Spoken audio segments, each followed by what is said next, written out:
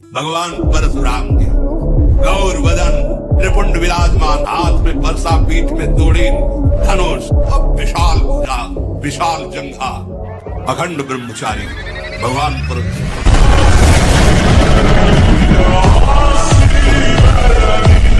गेहूं की फसल जब गलेत में वो काट ले तो न दाना होगा न भूस होगा पर्याप्त, और वही फसल परिपक्व हो जाए तो मनोअन्न पैदा हो जाएगा। और वही 20-22 परिपक्व ब्रह्मचर्य और गृहस्थ में गया तो अब वो संतान उत्पत्ति क्रिया के बाद भी वो अस्वस्थ नहीं होगी, क्योंकि वो परिपक्व अवस्था होगी। तभी तो हमारी शास्त्रीय पद्धति है, पहला ब्रह्मचर्य, फिर उसके बाद गृहस्थ, फिर वानप्रस्थ और संन्यास।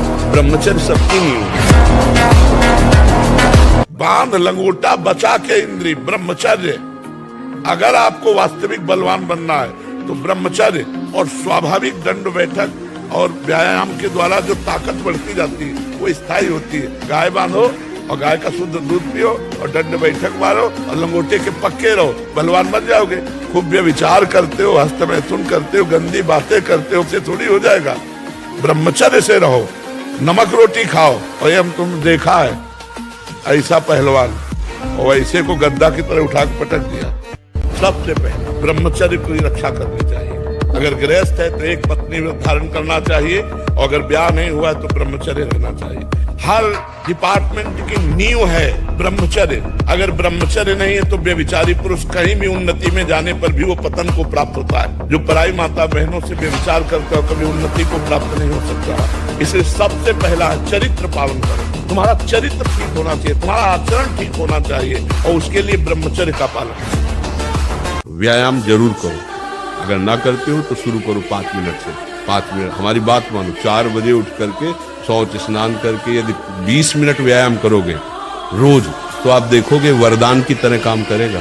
ब्रह्मचर्य ऐसे थोड़ी रह जाता है कि ऐसे खाओ पियो ब्रह्मचारी रह जाओ, नहीं, व्यायाम करना चाहिए, नाम जप करना। देखो आप देखो अपना जीवन देखना, 1 साल में आप बदल जाओगे। 1 साल में चेहरा बदल जाएगा, जीवन बदल जाएगा। नाम जप करो, आध्यात्मिक शक्ति बढ़ाओ, व्यायाम करो, शुद्ध भोजन करो, शारीरिक शक्ति बढ़ाओ, अभी आप बलवान बन जाओ। बलवान कौन है?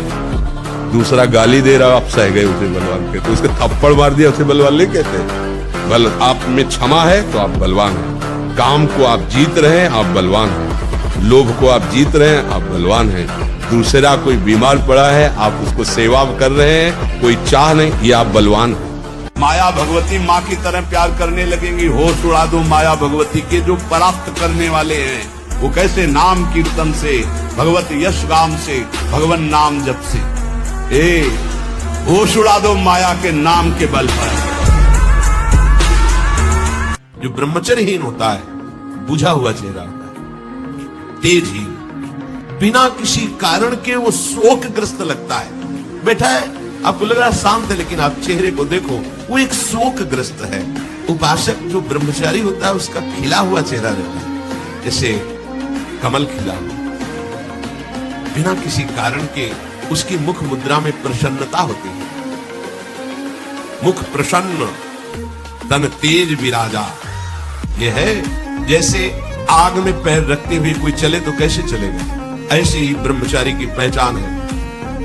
इतनी स्फूर्ति उसके अंदर होती, जैसे आग में चलने वाला पूरा पैर नहीं रख पाएगा, अगला कदम रख देगा क्योंकि ताप लग रहा है। ऐसी उसकी स्फूर्ति होती पैर में। हमारा देश ऐसा नहीं है, ये भारत शास्त्रों में लिखा है महान देश है, पवित्र देश है, जहाँ की नदियों में इतनी पावनता है कि भगवत प्राप्ति करा दे।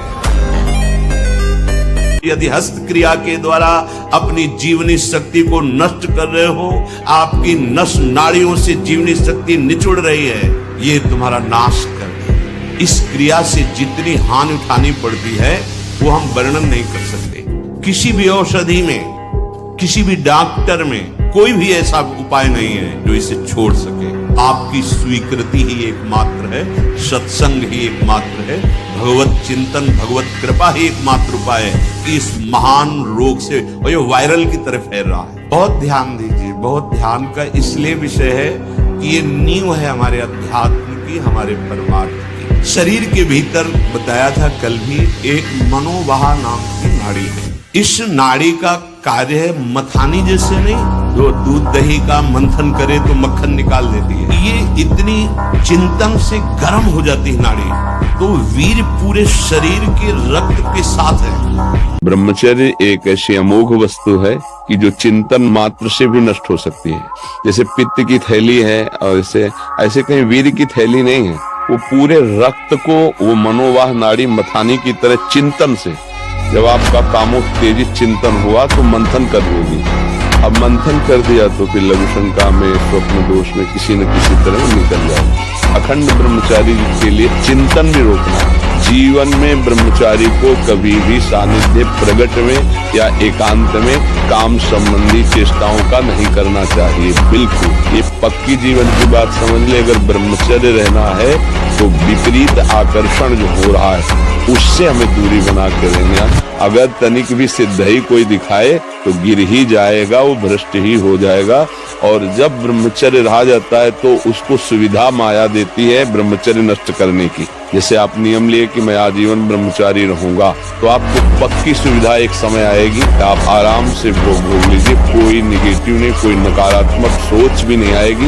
आप उसको स्वीकार करें, क्योंकि आपके व्रत को भंग करने के लिए माया ऐसी सुविधा देगी। जब कोई भी सीढ़ी ऊपर चढ़ाई जाती है तो पूरा आपको चढ़ने के लिए छूट दी जाती है।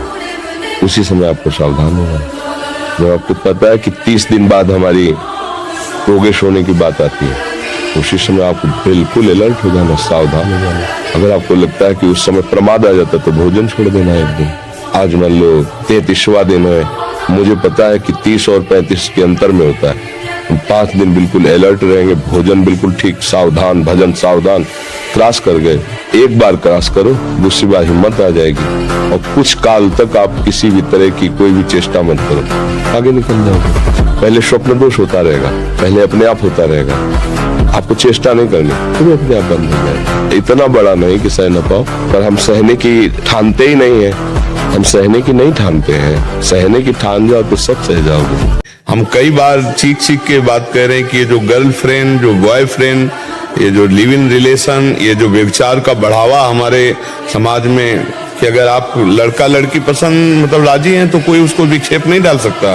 और लिव इन रिलेशन का मतलब क्या है? थोड़ी है। ब्रह्मचर्य रहने के लिए सबसे पहली बात होती है मन को विषयों से हटाना। मन विषयाकार होता है। 5 ज्ञानेंद्रियों के द्वारा भोगों में प्रवृत्त होना, ये इसका स्वभाव है। इस स्वभाव को जो रोक सकता है वही ब्रह्मचारी हो सकता है। इसके लिए हमें संग पहले ठीक करना होगा। ऐसे बच्चों का संग न होने पाए जो गंदी क्रियाएं करते हैं, गंदी बातें करते हैं, गंदे दृश्य देखते हैं या दिखाते हैं। दूसरी बात, हमें ऐसे भोजन का त्याग करना होगा जो हमारे अंदर भोग कामना या तमोगुण वृत्तियों को पैदा करता है। तीसरी बात, उसको बहुत अधिक व्यायाम और प्राणायाम, अगर अखंड ब्रह्मचारी रहना है तो अत्यंत आवश्यक है। तीसरी बात कि कम से कम 30 मिनट दंड बैठक आदि, फिर इसके बाद 30 मिनट आसनों का अभ्यास, फिर प्राणवायु का संशोधन, क्योंकि प्राणवायु, मन और वीर्य तीनों का एक तदात्म्य है। अगर प्राणवायु पवित्र सूक्ष्म है तो मन निश्चल होगा और वीर संग्रह करने की सामर्थ्य आ जाएगी। वीर को संग्रह करना बहुत कठिन बात है। इससे मन को बार बार भगवान के नाम में लगाना, इससे हमारी भावना सदैव संयम की तरफ बढ़ेगी। और जब दृढ़ निश्चय है कि मुझे ब्रह्मचर्य से रहना है तो कभी भी किसी भी तरह भोग का संयोग उपस्थित होने पर भी अपने निश्चय में रहे कि मेरा मार्ग भोग नहीं है, योग है, ब्रह्मचर्य है। कई वर्ष तक यौवन अवस्था को प्राप्त होने पर यदि ब्रह्मचर्य क्षीण न हो तो फिर धीरे धीरे ऊर्ध्व रेता होने लगता है। जिसका ब्रह्मचर्य अधोगामी, वीर्य अधोगामी हो गया, उसको रोक पाना बहुत कठिन होता है, क्योंकि उसका अभ्यास वीर्य का बन गया है नीचे की इंद्रियों से बाहर होना, और जिसने उसको रोक लिया है फिर ऊर्ध्वगामी होने लगता है। शांति, गंभीरता, आनंद, भजन में एकाग्रता, संकल्प में दृढ़ता, संकल्प सिद्धि, ये बहुत प्रकार की दिव्य लाभ वृत्तियां ब्रह्मचर्य से जागृत हो जाती है। भक्ति का परम विरोधी शत्रु ये काम बख्शने वाला नहीं, ये बहुत भयानक शत्रु है। काम प्रायः मार के गिरा देता है। सबसे बड़ा भयंकर ये राक्षस है। ये इतना खाता है फिर भी कभी अघाता नहीं, अर्थात चाहे जितना भोग लो कभी तृप्ति होने वाली ही नहीं है। भगवान ने इससे बहुत बड़ा वैरी कहा है गीता जी में, और अर्जुन से कहा मार इस दुश्मन को, मार, सबसे पहले इस काम को गिरा। दुश्मन को दुश्मन मानकर मारना है। अगर इसकी प्रेरणा के अनुसार आप कोई कार्य करते हैं तो आप इसका स्वागत करते हैं। यदि हम प्रभु का स्मरण, प्रभु की लीलाओं का गायन करें तो बहुत जल्दी इस हम काम रोग से बच सकते हैं। इसकी बचने की एक वृत्ति है, युक्ति है, अगर वो आप पास रख ले तो आप बच जाएंगे। वो युक्ति नहीं है तो फिर आपको घसीट ले जाएगा। इस काम को ये देखा है कि उसका कोई भी आश्रय नहीं होना चाहिए, सहारा नहीं उसको होना चाहिए। उत्साह संपन्न अभी करना है, इसी क्षण कार्य करना है। वर्तमान के कर्तव्य पर पूरी दृष्टि, और नाम जब चल रहा है, किसी भी तरह की कोई निराशा तुम्हें छू न पाए। कोई दिनचर्या ही नहीं है, कोई दिनचर्या नहीं है। कुछ कार्य कर। मनुष्य जीवन व्यर्थ नष्ट करने के लिए नहीं मिला है। अरे मनुष्य जीवन मिला, खूब डट के मेहनत करो जिस डिपार्टमेंट में हो। मतलब बाबा जी हो तो डट के भजन करो, तपस्या करो, कष्ट सहो, जगत मंगल करो। जो जहां है डट के करे तो मनुष्य जीवन की सार्थकता है। नहीं, ब्रह्मचर्य में एक महान पावर है। ब्रह्मचर्य एक आध्यात्मिक शक्ति है, चाहे स्त्री हो चाहे पुरुष। आप ब्रह्मचर्य के देखो, आपको रोगों से लड़ने की सामर्थ्य, बौद्धिक स्तर आपका बहुत प्रवीण, और बस शरीर भले ऐसे हो, आपके अंदर आत्मबल, बहुत जोश, पावर है, पावर। और जब ब्रह्मचर्य, ऐसा कैसे हो सकता है? बल है ना, अध्यात्म बल, शारीरिक बल की बात नहीं कहते। ऐसा कैसे हो सकता है? यदि एक बार ऐसा हुआ तो 1000 बार मैं प्रयास करूंगा और इस पर विजय। वो मतलब जिद्दी स्वभाव, एक निष्ठा उसी से आती है, उसी से। पहले खेती जोतते थे ना किसान, एक फार वाला होता था और पूरे खेत को उसी से जोतला है, बलवान होते। 2 लीटर मठा और 8 रोटी पाए, बैल की जैसी ताकत। अगर बैल को नाक पकड़ के रोक ले तो वो वही खड़ा हो जाए।